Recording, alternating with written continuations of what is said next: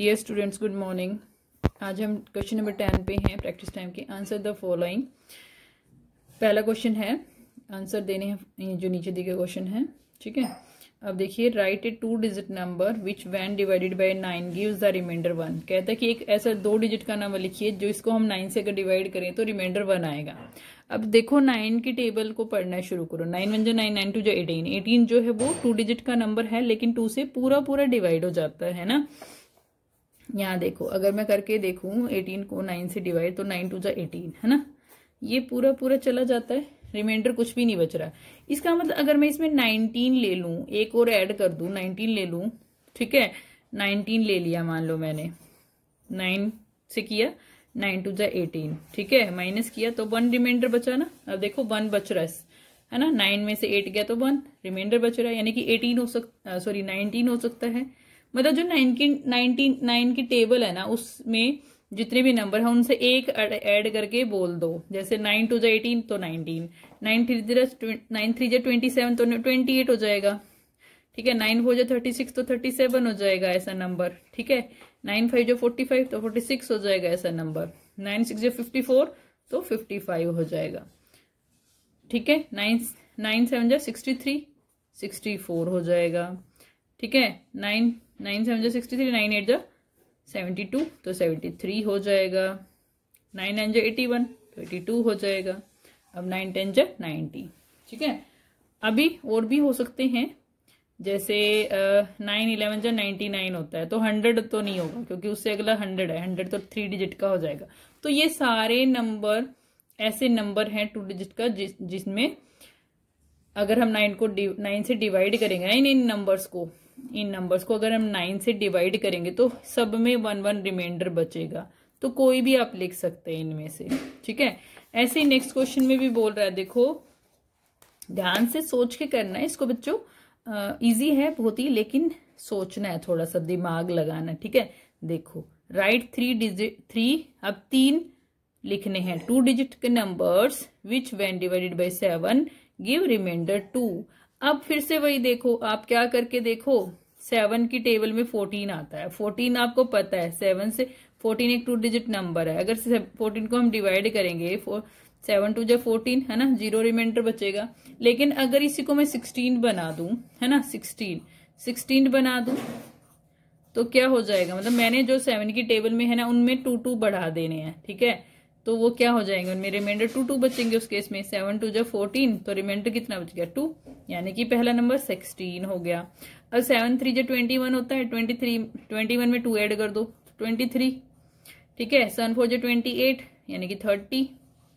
भाई अगर 30 को डिवाइड करोगे 7 तो 7 4 जा 28 तो 2 रिमाइंडर बचेगा।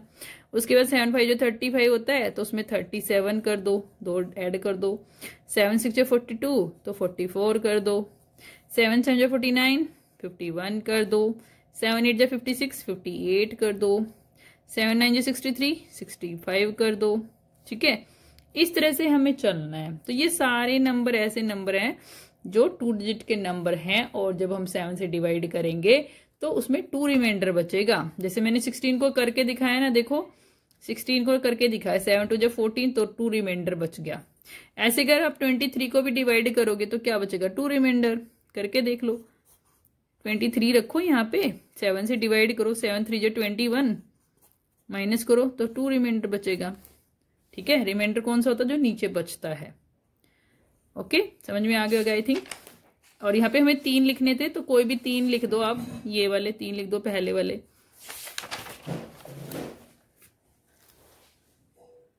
आगे देखिए, सी पार्ट 10th क्वेश्चन का, write 4 2 digit numbers which when divided by 3 give the remainder 2। अब देखिए 2 डिजिट के होने चाहिए, ये ध्यान रखना है। ठीक है, अब देखो 3 3 जा 9, ये 1 डिजिट है। 3 4 जा 12 2 डिजिट का है, लेकिन उसमें 2 रिमाइंडर बचना चाहिए। ठीक है, यानी कि 14 नंबर ऐसा होगा, उसमें 2 ऐड कर दो 3 4 जा 12 में। ठीक है, 3 4 जा 12 2 रिमाइंडर बच गया। ठीक है, तो ये 2 रिमाइंडर आ गया, यानी कि 14 होगा एक। तो अभी हमें 4 लिखने हैं। ठीक है, तो 14 के बाद देखो 3 4 जा 12, 3 5 जा 15, 15 में 2 ऐड कर दो 17 हो जाएगा। ठीक है। 3 6 जा 18, 18 में 2 ऐड कर दो 20 हो जाएगा। 3 7 जा 21, 2 ऐड कर दो तो 23 हो जाएगा। 3 8 जा 24, 2 ऐड कर दो 26 हो जाएगा। ये 5 हो गए नंबर ऐसे, ठीक है।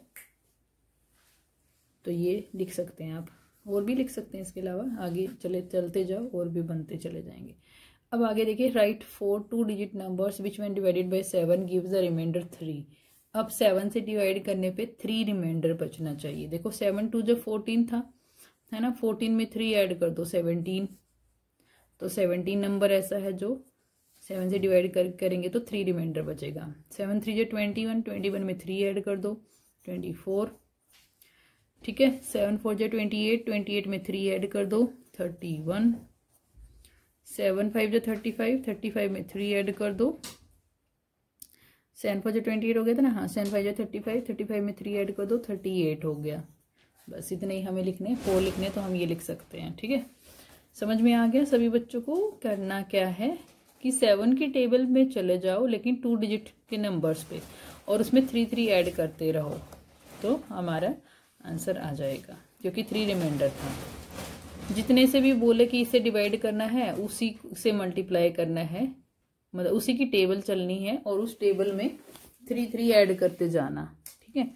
तो आंसर आपको पता चल जाएंगे। अब देखिए, वेरीफाई द रिलेशन। अब एक रिलेशन होता है, देखो क्या रिलेशन होता है। जैसे 26 को आपने डिवाइड किया 4 से, है ना, तो 4 6 जा 24, ठीक है। ये एक क्वोशिएंट होता है, ये जो ऊपर आता है ये एक आंसर आ गया। उसके बाद देखिए 6 में से 4 गया तो 2, ये रिमाइंडर आ गया। अब क्या कौन क्या क्या होता है, देखो ये शायद मैंने पहले भी बताया था कि जो अंदर रखते हैं उसको हम डिविडेंड बोलते हैं, ये डिविडेंड होता है। ये डिवाइजर होता है, ये क्वोशिएंट होता है, और जो नीचे बचता है उसको हम रिमाइंडर कहते हैं, ठीक है। अब देखो, dividend equal to divisor cross quotient plus remainder. अगर हम ये करेंगे ना तो डिविडेंड के इक्वल आ जाएगा। कैसे, देखो डिवाइजर था 4, 4 से डिवाइड करे थे तो डिवाइजर 4 है। क्वोशिएंट कितना है था 6, है ना, प्लस में रिमाइंडर 2। अब देखो 4 6 जा 24, है ना, 24 में 2 ऐड कर दो तो कितना हो जाएगा 26 आ गया, जो कि डिविडेंड के इक्वल है। तो यही कह रहा है यहाँ पे ऊपर कि अगर किसी भी नंबर को हम डिवाइड करेंगे किसी नंबर से, जिस नंबर को डिवाइड करते हैं वो डिविडेंड होता है, और जो डिवाइड करता है डिवाइजर, जो ऊपर आंसर आता है वो क्वोशिएंट, और जो नीचे बचता है वो रिमाइंडर होता है। तो उन सब में एक रिलेशन होता है जो कि यहाँ दिया गया है। अब देखो यहाँ पे अगर हम रिलेशन निकालना चाहें, अब देखो यहाँ पे निकाल लेते हैं। 3 4 जा 12, 2 रिमाइंडर बच गया। अब अगर हम रिलेशन निकालें जैसे ऊपर निकाला था तो क्या होगा, जो देखो सबसे पहले डिवाइजर से मल्टीप्लाई किया किसको, क्वोशिएंट को, 4 को, है ना, ये क्वोशिएंट था। उसके बाद प्लस किया रिमाइंडर को, तो देखो कितना आंसर आ जाएगा। 3 4 जा 12, 12 और प्लस 2 14, देखो 14 आ गया ना, डिविडेंड ही आ गया, ये डिविडेंड था, ठीक है। तो समझ में आ गया कि डिवाइजर को क्रॉस करेंगे क्वोशिएंट से और प्लस रिमाइंडर करेंगे तो डिविडेंड के इक्वल आ जाएगा, मतलब उसी वही वैल्यू आ जाएगी। तो इनमें सब में डिवीजन करना है आपको और रिमाइंडर निकालना है। अब देखो रिमाइंडर कैसे निकलता है, इनमें क्वेश्चंस में रिमाइंडर निकलेगा। देखिए 4 से 1 तो डिवाइड होगा नहीं, इसलिए 18 को लेंगे पूरे को। 4 2 जा 8, 4 3 जा 12, 4 4 जा 16, 4 5 जा 20। अब 5 पे तो 20 आ रहा है, यानी कि 4 4 जा पे जाएगा ये, 4 4 जा 16। अब माइनस किया तो 2 बच गया। अब 2 आगे जाएगा नहीं क्योंकि 4 से छोटा है, इसलिए ये रिमाइंडर बच गया। ये रिमाइंडर, ये क्वोशिएंट, ये डिवाइजर, ये डिविडेंड, ठीक है। ये डिविडेंड होता है, डिवाइजर होता है। हर एक में आपको ऐसे ही करना है। अब जैसे 20 को डिवाइड कर रहे हैं 3 से, अब 2 तो अकेला होगा नहीं क्योंकि छोटा है 3 से। अब 20 को पूरे को ले लिया तो 3 3 2 जा 6, 3 3 जा 9, 3 4 जा 12, 3 5 जा 15, 3 6 जा 18, 3 7 जा 21। अब 7 पे तो 21 आ रहा है, यानी 6 पे जाएगा, 3 6 जा 18। अब देखो 20 में से 18 गया, या तो सीधा सीधा ऐसे घटा दो, या फिर पहले बोरो ले लो, यहाँ पे 10 हो जाएगा, 10 में से 8 गया तो 2, और यहाँ पे 1 में से 1 गया 0, यानी कि 2 रिमाइंडर बच गया।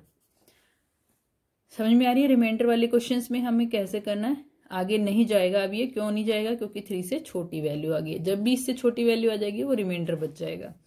ऐसे सारे करने हैं, नीचे वाले खुद ट्राई करना। अब नेक्स्ट क्वेश्चन पे आ जाओ। Answer the following. 56 pencil are packed equally in 6 boxes. 56 pencils को पैक किया गया इक्वली 6 बॉक्सेस में, ठीक है, 6 बॉक्सेस में। How many pencils are left without box, कितनी पेंसिल्स बिना बॉक्स के बच जाएंगी, ये कह रहा है, ठीक है। अब देखो इसमें आपको क्या करना है, कितनी पेंसिल्स कितने बॉक्स के बिना बच जाएंगी। तो देखो 56 को 6 से डिवाइड करेंगे।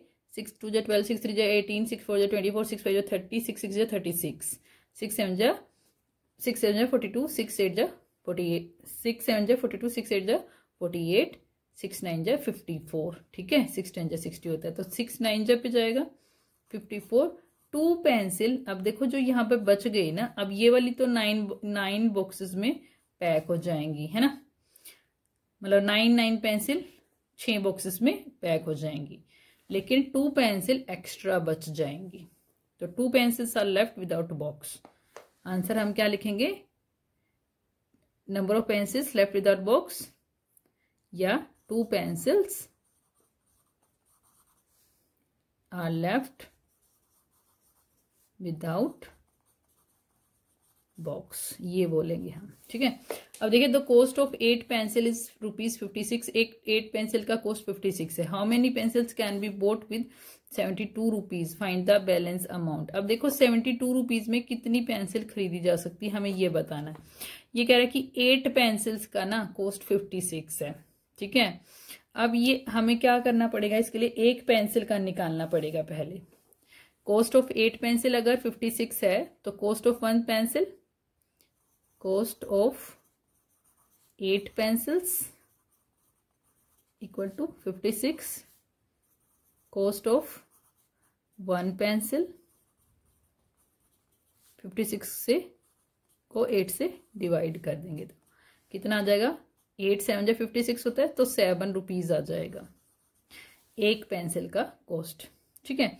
लेकिन अब हमने उसको दिए हैं ₹72, तो कितनी पेंसिल आएंगी और कितना बैलेंस बचेगा हमें ये बताना है, यानी कि 7 से 72 को डिवाइड कर देंगे, ठीक है। तो नंबर ऑफ पेंसिल्स निकालने के लिए 72 को डिवाइड करोगे 7 से, ठीक है। 7 की टेबल में 72 कहाँ आता, देखो 7 7 जा 49, 7 8 जा 56, ठीक है, 7 9 जा 63। ओके, ये तो सीधा सीधा 7 पे जा रहा है ना, देखो 7 1 जा 7 और फिर 2 उतरेगा, ठीक है, ऐसे करेंगे। देखिए 72 को 7 से, 7 1 जा 7, रिमाइंडर 0, 2 उतारा, लेकिन 2 गया नहीं 7 से तो 0 लगा दिया। अगर रिमाइंडर कम बचता है तो हमें आगे नहीं करना होता, लेकिन हम ये ऊपर से उतार रहे हैं ना, इसलिए ऊपर से उतार रहे हैं और फिर भी नहीं जा रहा तो 0 लगाते हैं, ठीक है। और रिमाइंडर भी कितना बच गया, 2 बच गया, मतलब ₹70 में 10 पेंसिल आ जाएंगी और बैलेंस जो बचेगा मतलब ₹2 बच जाएंगे। तो 10 पेंसिल्स, ठीक है, और बैलेंस अमाउंट कितनी बचेगी, बैलेंस अमाउंट इक्वल टू ₹2, ठीक है। तो ये ऐसे करके दिखाना, ये भी करके दिखाना है कॉपी पर वहां पे उसके बीच में, ठीक है। नंबर ऑफ पेंसिल्स लिख के फिर डिवाइड करोगे और फिर ये लिखोगे बैलेंस अमाउंट। अब देखो the cost of 1 notebook is ₹9। How many notebooks can Raju buy with ₹60? How much amount will be get as balance. Same ऐसा ही है ऊपर वाले जैसा ही एक बुक का लेकिन डायरेक्ट दे रखा। अब हमें कॉस्ट ऑफ 1 बुक, तो नंबर ऑफ बुक्स, पहले नंबर ऑफ बुक्स निकाल लो सीधा सीधा क्योंकि जगह कम है। Number of notebooks 60 divided by 9। अब देखिए 9 6 जा 54, 9 7 जा 63, तो 6 पे जाएगा। 9 6 जा 54, ठीक है, 54 यानी कि 6 बच गए यहाँ पे, तो बैलेंस कितना बच गया, 6 बच गया। डिवाइड करके देखना इसको, 60 को जब आप डिवाइड करोगे तो 9 6 जा 54 और 6 रिमाइंडर बचेगा। 6 ही क्वेश्चन आ रहा है, 6 ही रिमाइंडर आ रहा है। तो जो क्वेश्चन होगा वो तो नंबर ऑफ नोटबुक्स निकलेंगी, और जो बैलेंस अमाउंट बचेगी मतलब जो हमें रिटर्न करेगा दुकानदार वो 6 रुपीज बचेगा। अब देखिए divide the following, find the question and the remainder. ठीक है, सेम जो पीछे क्वेश्चन किया था उसी जैसा क्वेश्चन है, वैसे ये थोड़ा सा करके दिखा देती हूँ। 243 को 7 से डिवाइड करना है। तो देखो 2 तो जाएगा नहीं पहले, तो हम 24 को कंसिडर करेंगे पूरा। 7 की टेबल में देखो 24 आता है या नहीं। 7 2 14, 7 3 21, 7 4 28। 28 तो ज्यादा हो गया, यानी कि 3 पे जाएगा। 7 3 21। ठीक है, 21।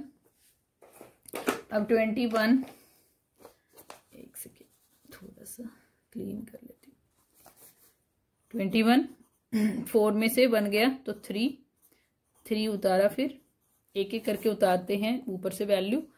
अब 7 की टेबल में देखो 33 आता है, यानी 7 2 14, 7 3 21, 7 4 28, 7 5 35। 5 पे अब 35 आ रहा है तो वो ज्यादा हो जाएगा, इसलिए 7 4 जा पे करेंगे। 7 4 जा 28। ठीक है, रिमाइंडर कितना बचेगा देखो, यहाँ पे 3 में से 8 तो जाएगा नहीं, बोरो लेना पड़ेगा। 13 हो गया, 13 में से 8 गया 5। ठीक है, और यहाँ पे 0, 2 बच गया ना, 2 में से 2 गया 0, तो 5 रिमाइंडर बच गया। यानी कि क्वोशिएंट कितना आ गया 34, ये क्यू आया है, और आर कितना आ गया 5, remainder 5। Q equal to 34, R equal to 5। ऐसे सारे करने हैं सेम। ठीक है, fill in the blank. 7 divided by 7, किसी भी नंबर को उसी नंबर से डिवाइड करेंगे तो 1 आएगा, क्योंकि 7 1 जा 7। अब किसी भी नंबर को 1 से डिवाइड करेंगे तो 1 8 जा 8 आएगा। किसी नंबर से 0 को अगर डिवाइड करेंगे तो क्या होगा, देखो 0 ही आएगा। ठीक है, उसके बाद देखिए अगर ऐसे होता है ना, 5 को अगर 0 से डिवाइड करते तो नॉट डिफाइंड होता है। अगर यहाँ पे 5 होता है और यहाँ 0 होता है तो उस केस में नॉट डिफाइंड होता है। 0 नीचे नहीं आना चाहिए, ऊपर आ सकता है। ऊपर आने में तो वो 0 ही आंसर आएगा। 5 0 जो 0। अब ए से हम ए को डिवाइड कर रहे हैं 1 से, किसी भी वैल्यू को उसी नंबर से अगर किसी भी वैल्यू को 1 से डिवाइड करते तो वही वैल्यू आ जाती है, ए ही आ जाएगा answer. 5 divided cross equal to 1, what is x. अच्छा, एक्स की वैल्यू है ये, मतलब कोई भी वैल्यू है, एक्स ले लिया इन्होंने। अब किस नंबर से डिवाइड करें 5 को कि 1 आ जाए, 5 आएगा, एक्स 5 आ जाएगा, क्योंकि 5 1 जा 5, 5 से डिवाइड करोगे तभी तो 5 आएगा, यानी कि एक्स की वैल्यू 5 होगी। ठीक है, किसी भी वैल्यू को उसी वैल्यू से डिवाइड करेंगे तभी 1 आता है, इसलिए 5 यहाँ पे, तो यहाँ पे भी 5 होना चाहिए, यानी कि एक्स की वैल्यू 5 आ गई। ओके, ये चैप्टर कंप्लीट हो गया, फिनिश हो गया है इसी के साथ। That's all for today's class. Have a nice day.